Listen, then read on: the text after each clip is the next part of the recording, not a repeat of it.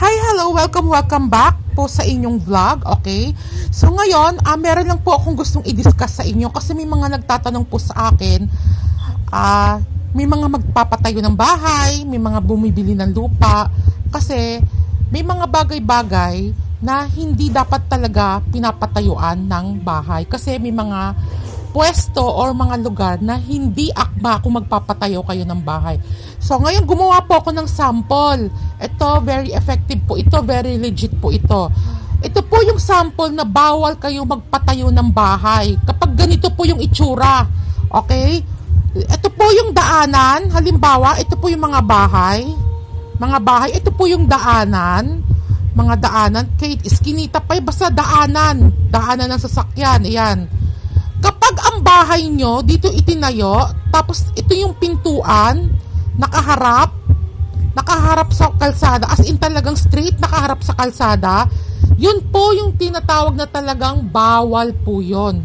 Okay? Ibig sabihin kasi niyan, labas ang swerte kapag yung mismong pintuan nyo, yung pinaka main gate nyo or main door is nakaharap mismo sa diretso sa daanan. Parang ito, ganyan din po. Ayan, pintuan. Paglabas mo, gate po yan o daanan.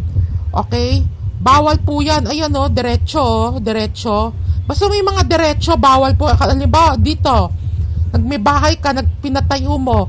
Yung pinaka main door po ninyo, harap mismo sa pinakadaanan, itong mahabang daanan. Yan, bawal po yan. Yan po yung mga tinutukoy ko na bawal po. Okay? Isa pa. Halimbawa, yung ganitong itsura, pinto, bahay nyo, main door. Pagbukas nyo ng main door, may makikita kayong mahabang daanan. Kitang-kita nyo yung mahabang daanan.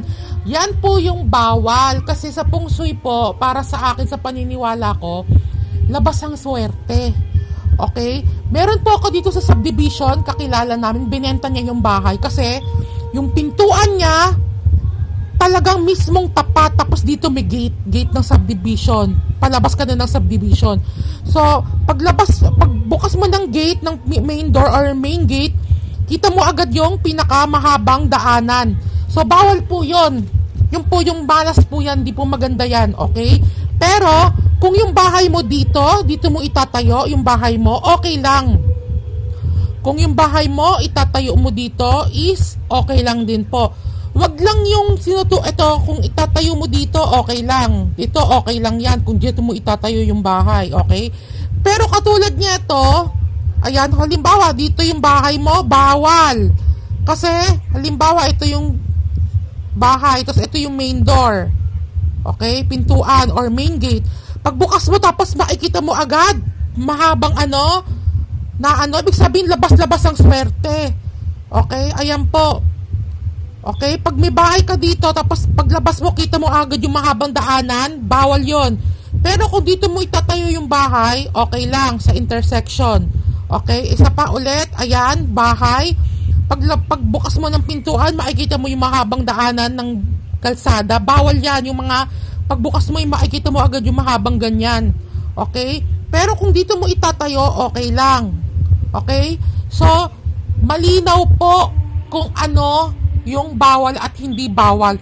So, yun po yung ine-explain ko po sa inyo. Sana naging malinaw po ito. Lalo na kung magpapatayo kayo ng bahay, bawal po yun. Ngayon, kung hindi maiiwasan at naipatayo na yung bahay, halimbawa naipatayo na, no choice ka na, magsabit po kayo ng ng anti-evil eye sa main door at sa main gate. Okay? So, sana naging malinaw po ito, no?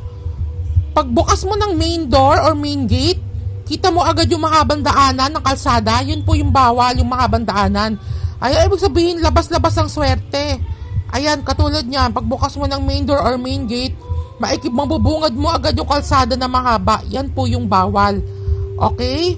So, ang pangontra lang po dito is anti-evil eye. Magsabit lang po kayo ng anti-evil eye.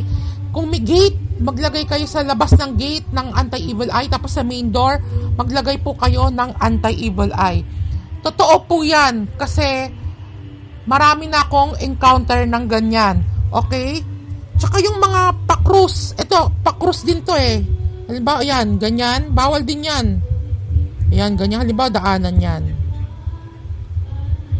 Basta yung mga pakrus bawal. Okay? So, sana naging malinaw po sa inyo ito, no? Halimbawa, kalsada to. Kalsada yan. Kalsada. Kalsada, kalsada. Kalsada, kalsada, kalsada. Tapos ito mga lote. Ayan, dito nakatayo bahay mo sa pakrus. Bawal din yan, ha? Yung mga pakrus. Tapos dito nakatayo bahay mo, pakrus. Bawal po yan, okay? So, sana naging malinaw po sa inyo itong video na to. Magsisilbing gabay po ito sa mga gusto magpatayo ng bahay. Okay? Hindi po pwede pag may lote tayo agad. Kailangan alam nyo. Okay? Ito bawal, ha? Sana naging malinaw po sa inyo. Okay, yun lamang po. Again, maraming salamat po sa inyo at sana naging malinaw po itong aking video explanation regarding po dito sa mga yung tamang pwesto ng pagpapatayo ng bahay. Okay? Wag lang po tayo ng patayo ng agad-agad. Okay? Yun lamang po. Thank you.